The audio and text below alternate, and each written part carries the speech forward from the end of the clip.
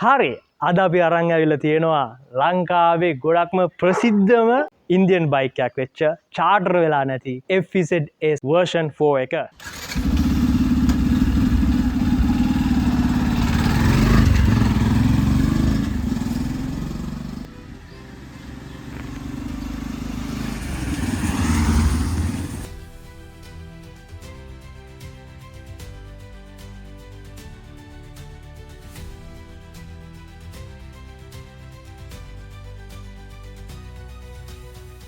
අපි රෙව් කරද්දි මෙන්න මේ විදිහට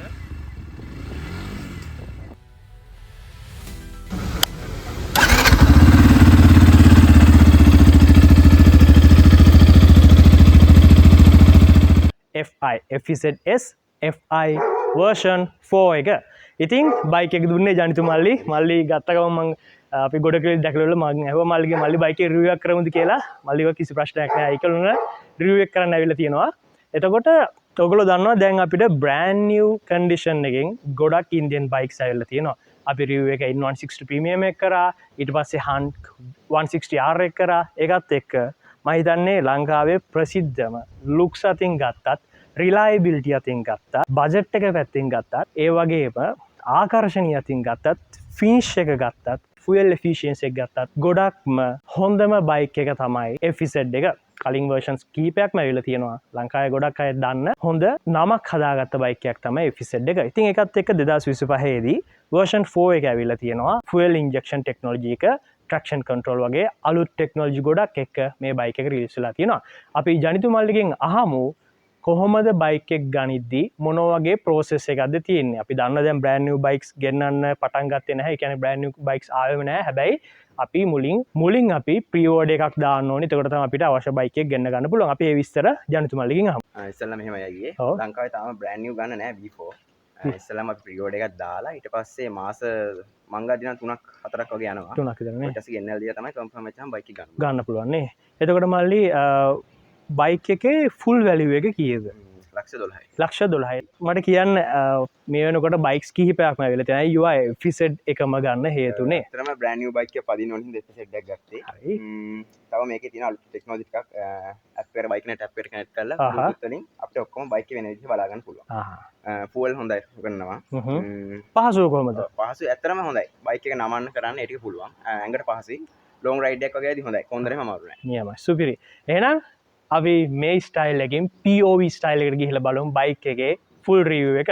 එහෙනම් thanks again ජන්තු මල්ලි. අතන අපේ අචින්ත මල්ලි. thank you මල්ලි වීඩියෝ එකට ආවට බයික් එක දෙන්න ආවට. එහෙනම් අපි වීඩියෝ එකට යමු. අන්න අපි POV ස්ටයිල් එකට අවිල්ලා තියෙන්නේ. අපි ඉස්සලාම් බලමු බයික් එකේ looks ගත්තා. මෙහෙම නැත්තම් පිටින් ගත්තට පස්සේ මොන වගේ look එකක්ද පේන්නේ කියලා.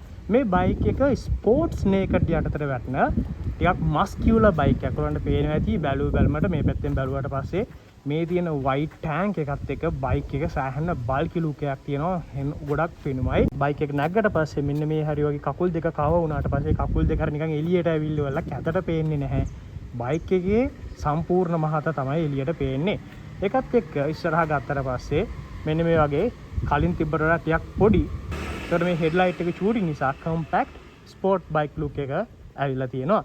ඒකත් එක්කම මේ පැත්තෙන් ගත්තට පස්සේ මේකේ කලර්ස් දෙකක් වෙනවා, blue color සහ matte black එක. මේක matte black එකේ දර shine එක අඩුයි. හැබැයි look එක වැඩි. හරි aggressive look එකක් ඇවිල්ලා තියෙන්නේ. අපි මුලින් මේ කතා කරමු බයික් එකේ engine එක ගැන.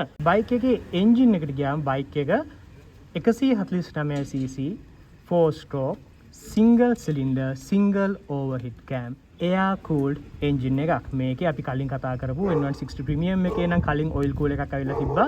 Hunk එකේ oil cool එකක් ඇවිල්ලා තිබ්බා. මේකෙදි fully air cooled engine එකක් තමයි ඇවිල්ලා තියෙන්නේ. එතකොට මේක fuel injection technology එකත් එක තමයි බයික් එක රිලීස් වෙලා තියෙන්නේ. ඊළඟට අපි කතා කරමු බයික් එකේ ටැංක් එක. මම පොඩ්ඩක් බයික් එක නැගලා පෙන්නන්නම්. බයික් එක නැග්ගට පස්සේ මෙන්න මේ වගේ ගොඩක් wide ටැංක් එකක් තමයි තියෙන්නේ. ඔයගලන්ට පේනවා ඇති. ඔයගොල්ලෝ දන්නවා මම මහතයි කියලා මුලින් කිව්ව මතකයි නේද? මං ඉඳගත්තට පස්සේ මගේ කකුල් දෙක මෙන්න මෙහෙම එළිය නෙමෙයි තියෙන්නේ. මෙන්න මේ ඉඩත් එක්ක ඒකත් එක්ක මේ ටැංක් එකේ පළලත් එක්ක ගාන්ට කකුල් දෙක ඇතුලේ තමයි තියෙන්නේ. එතකොට ඉස්සරහින් බලන කෙනෙක්ට හරි ලස්සනට පේනවා. ඒකත් එක්කම අපේ කකුලුත් මේ ටැංක් එකත් එක්ක මේ විදිහට කව වෙලා තියෙද්දි ඒරෝඩයිනමික්ස් වලට එහෙම නැත්නම් හුළඟ කපාගෙන යන එකට කිසි බාධාවක් වෙන්නේ නැහැ. මේ වගේ ලස්සනට ඒරෝඩයිනමික්ස් කියන එක ආරක්ෂා වෙලා තියෙනවා. ටැංක් එකට ගියාම ටැංක් එක ලීටර් 13යි. ලීටර් එකකට කිලෝමීටර් 50ත් 60ත් වගේ ඔයා රයිඩ් කරන විදිහ අනුව වෙනස් වෙනවා. මෙන්න මේ වගේ තමයි යතුර දාන්න තියෙන්නේ. යතුර දැම්මට පස්සේ මේක අන්ලොක් වෙනවා. මෙන්න මේ වගේ තමයි ලුක් එක තියෙන්නේ. අන්නම තමයි යන්නේ. ඊට පස්සේ මෙතනදී අනිත් අපි කතා කරපු ගොඩක් බයික්ස් වල මෙන්න මේ හැන්ඩල් බාර් එකත් එක්ක තමයි අපි කී එක දාන්න තිබෙන්නේ. මේක නම් කී එක මෙන්න මෙතන තමයි දාන්න තියෙන්නේ. අපි ඊට පස්සේ කතා කරමු මේකේ තියෙන ස්විචස් මොනවද කියලා. අපි left hand side එකට ගියාට පස්සේ මෙතන තියෙනවා head එක, dim එක සහ මෙන්න මෙතන තියෙනවා pass එක. හරිද? ඊට පස්සේ මෙතන තියෙනවා signal indicators වල switches, right hand side, left hand side. ඊට පස්සේ මෙතන තියෙනවා horn එක. වගේ හෝන් එකක් තමයි බයික් එකට තියෙන්නේ. එතකොට මේ පැත්තට ගියාට පස්සේ මෙතන තියෙනවා එන්ජින් කිල් එක on, කිල් එක off. ඊට පස්සේ මෙතන තමයි ඉග්නිෂන් එක තියෙන්නේ. මෙහෙම ඇල්ලුවට පස්සේ එන්ජින් එක on කරගන්න පුළුවන්. එතකොට එන්ජින් එක off කරගන්න ඕන නම් කිල් එක on කරා. හරි. එතකොට මේකෙදී විශේෂත්වයක් තියෙන්නේ මේක USB port එකක් නම් ෆීචර් කරලා නැහැ. මෙන්න මෙතන තියෙනවා headlight එක. මෙන්න මේ දෙපැත්තේ daytime running lights තියෙනවා. එතකොට මේකෙත් headlight එකත් LED lights තමයි ෆීචර් කරලා තියෙන්නේ. මේ දෙපැත්තෙත් LED lights. මේ දෙපැත්තේ තියෙන්නේ filament lights තියෙන්නේ. වෙනම LED නෙමෙයි. එතකොට look එක ගත්තම මේ වගේ plastics ගොඩක් ඇවිල්ලා තියෙනවා. ඒකත් එක්ක හොඳ bulky look එකක් ඇවිල්ලා තියෙනවා. මේකේ front mud guard එකත් plastic තමයි එන්නේ. FC එහෙම නැත්නම් FZ FCS version 4.0 කියලා ස්ටික් එකක් ඇවිල්ලා තියෙනවා. මේකේ decals ප්‍රමාණය ගොඩක්ම අඩුයි. ගොඩක්ම plain look එකක් තියෙන්නේ matte black එකත් එක්ක. එතකොට මේ වගේ පැත්තකින් plastic stick එකක් ඇවිල්ලා තියෙනවා. මෙතන මේ වගේ plastic එකක් ඇවිල්ලා තියෙනවා. මෙතන beehive එකේ shape එකට තවත් plastic එකක් ඇවිල්ලා තියෙනවා. එතකොට මේ පැත්තේ එකත්තම මෙතන engine එකත් එක්ක මෙතන starter motor එක මෙන්න මෙතන තියෙන oil දාන්න. ඕක මෙහෙමම මේ exhaust pipe එක මෙහෙම ඇවිල්ලා ඉවරලා මෙන්න මෙතනින් පිටත් වෙනවා. අපි ඒකත් එක්ක පොඩ්ඩක් අහලා බලමු සද්දේ. මේ වගේ තමයි exhaust motor එක. ගොඩක් සද්ද වැඩිත් නෑ, ගොඩක් සද්ද අඩුත් නෑ. කොහොම decent sound එකක් තමයි මේකේ තියෙන්නේ. ඔයාලන්ට පේනවා ඇති මේකෙදි බැලුමට පේනවා මේකේ ඇවිල්ලා තියෙන්නේ ටෙලස්කොපික් ෆෝක්ස් ඇවිල්ලා තියෙන්නේ. එතකොට ස්ලයිඩ් එක පල්හැ ස්ටෑන්ෂන් එක උඩ. ඒකත් එක්කම මේකේ කතා කරන දෙයක් තමයි version 4 එකේ තාමත් එපිසෝඩ් වල මේකෙදි front fork එක upside down forks ඇවිල්ලා නැහැ. ඇත්තටම එපිසෝඩ් එකේ upside down forks එනවා නම් මම ගොඩක් කැමතියි. එතකොට අර modern look එක තව ටිකක් වැඩි වෙනවා. golden colors එහෙම ආවට පස්සේ දුරින් බලද්දිත් හරි පෙනුමයි. ඉතින් ඒකත් එක්ක මෙතන Yamaha ස්ටිකර් එකක් ඇවිල්ලා තියෙනවා. මෙන්න මේ විදිහට ඩිස්ක් බ්‍රේක් එකක් ඇවිල්ලා තියෙනවා. එතකොට මේකෙදි Vibri කියලා බ්‍රෑන්ඩ් එකෙන් 2 piston caliper එකක් ඇවිල්ලා තියෙනවා. මේ තියෙනව නේද? piston දෙකට මේ වගේ කැලි දෙකක් තියෙනවා. 2 piston caliper එකක් ඇවිල්ලා තියෙන්නේ. ඒකත් එක්ක මෙතන ABS toner wheel එක ඇවිල්ලා තියෙනවා. ඒකත් එක්කම tire sizes ගත්තට පස්සේ 180 17 tire sizes තමයි බයික් එකට ෆීචර් කරලා තියෙන්නේ. ඔයගලන්ට පේනවා ඇති මෙතන මොනෝක්‍රොස් මොනෝෂොක් එකක් තමයි ෆීචර් කරලා තියෙන්නේ. ඒකත් හොඳ මොනෝෂොක් එකක් ඇවිල්ලා තියෙනවා. හොඳ soft comfortable මොනෝෂොක් එකක් ඇවිල්ලා තියෙනවා. එතකොට පිටිපස්සේ ඩිස්ක් බ්‍රේක් එකක් ඇවිල්ලා තියෙනවා. මෙතනත් ඔයගලන්ට පේනවා ඇති මෙතන මේ ABS toner wheel එකක් වගේ තියෙනවා. හැබැයි මේක ඇත්තම ABS නෙමෙයි තියෙන්නේ. ABS components තියෙනවා. ඇත්තම ABS නෙමෙයි මේකේ තියෙන්නේ. එතකොට මේකෙදී single piston caliper එකක් ඇවිල්ලා තියෙන පිටිපස්සේ brake එක විදිහට පිටිපස්සේ brake එකක් disc brake එකක් එන්නේ. tire sizes ගත්තම මේකෙදී 140 60 17 tire sizes තමයි ඇවිල්ලා තියෙන්නේ.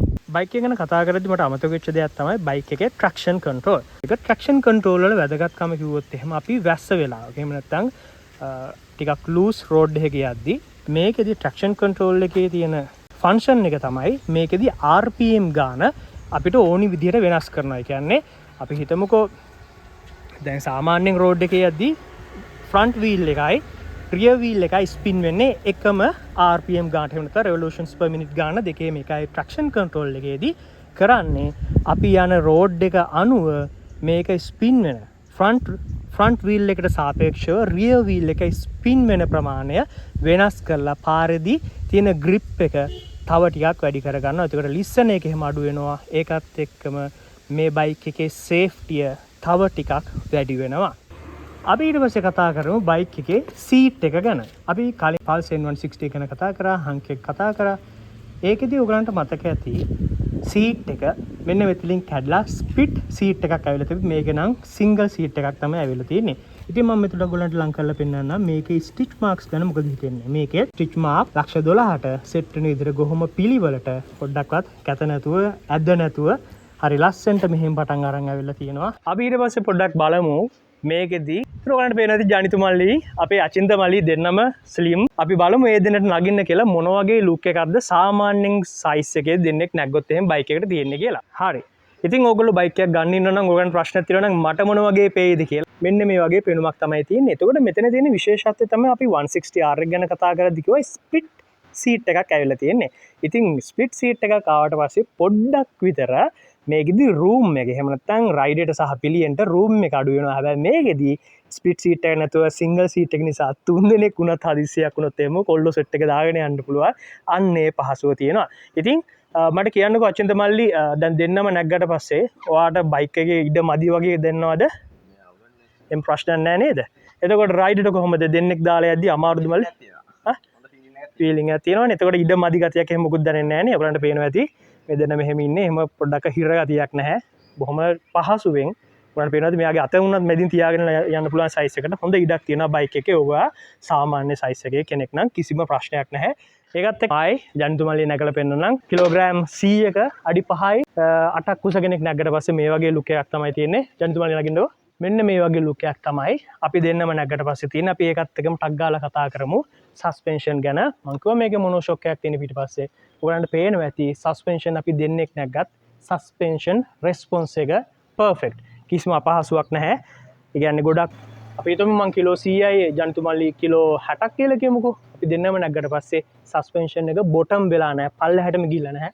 ඔයගලන්ට පේනවා ඇති තවත් සස්පෙන්ෂන් ට්‍රැවල් එකේ ඉඩ තියෙනවා. ඒකත් එක්කම අපි ඉස්සරහ ටෙලස්කෝපික් ෆෝක්ස් ගත්තට පස්සේ ඒකෙත් හොඳ සස්පෙන්ෂන් ට්‍රැවල් එකක් තියෙනවා දෙන්නෙක් නැග්ගත්. ඒක ඇත්තටම ඇහුවොත් එහෙම ඇයි ඒක ගැන කතා කරන්න කියලා ඒකට හේතුවක් තියෙනවා. දුර ගමන් කරද්දී මොන හරි රෝඩ් එකේ මොන හරි අපි හිතමුකෝ ඉම්පර්ෆෙක්ෂන්ස් තියෙනවා නම් වලගොඩල තියෙනවා නම් ඔයාගේ පස්සට ඒ වගේම රයිඩර්ට නම් ගොඩාක් කරලා බයික් එක පහසු පිලියන්ට තමයි බයික් එක යද්දී තියෙන අපහසු වැඩිම මොනෝ ෂොක් එකේ හොඳ සස්පෙන්ෂන් ට්‍රැවල් එකක් ෆීල් එකක් තියෙන නිසා අපහසුයක් නැතුව දුර ගමන් කරන්න පුළුවන්. ඉතින් බයික් එකේ තව සේෆ්ටි ෆීචර් එකක් තියෙනවා. ඒක තමයි මට කියන්න අමුතුන ජන්දුමලට මට වෙලා කිව්වා.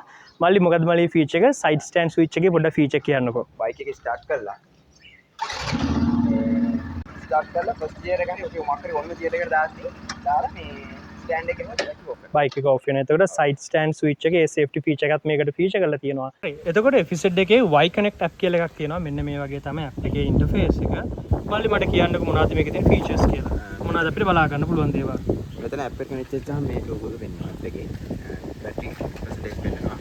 තව කෝල් මෙසේජස් ඒවා ඉන්ඩිකේට් කරනවා. එතකොට මේ වගේ තමයි app එක තියෙන්නේ. එතකොට මෙතන තියෙනවා අපි කොච්චර කිලෝමීටර්ස් ගානක් දුවලා තියෙනවද, එන්ජින් ඔයිල් එකකට පේනවා. මෙතන එන්ජින් ඔයිල් දාපු එකේ සර්විස් ඒ ප්‍රමාණය. ඒ දේවල් එතන මේකත් එක්කම මෙතන වගේ බයික් එකේ ෆොටෝ එකක් දාගන්න පුළුවන්. ඒ දේවල් කරගන්න පුළුවන්. එතකොට මෙන්න මේ වගේ දේවල් ටිකක් තමයි බයික් එකේ. මෙන්න මෙතන තියෙනවා fuel consumption එක ගැන ඩීටේල්ස් ටිකක් දීලා තියෙනවා. එතකොට මෙතනදී ඔයගලන්ට පේනවා ඇති මෙතන තියෙන ටැකෝමීටර් එකයි මෙතන තියෙන ටැකෝමීටර් එකයි සින්ක් කරන්න පුළුවන්. මෙන්න මේ වань මෙතන අපි රෙව් කරද්දි මෙන්න මේ විදිහට මේ විදිහට බලන්න මෙතනයි මේකයි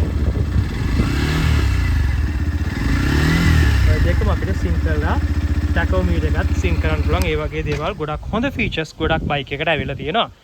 ඉතින් ওই ටික තමයි අපිට බයික් එකේ අලුත්ම FZ S එකේ version 4 එකේ කතා කරන්න තියෙන්නේ. ඉතින් කිව්ව ගමන් brand new bike එක කිව්ව ගමන් bike එක දුන්නට thank you අපේ ජනිතුමල්ලි thank you අචින්තමල්ලි bike එක කරන්න ආවට. එහෙනම් අපි මෙතනින් වීඩියෝ එක ඉවර කරමු. ඔයගලගේ අදහස් යෝජනා මොන හරි ප්‍රශ්න තියෙනවා නම් ඒවත් comment section එකේ දාන්න. තාමත් channel එක subscribe කරලා නැත්නම් subscribe කරන්න. එහෙනම් අපි ගිහිල්ලා එන්නම් as always safe rides.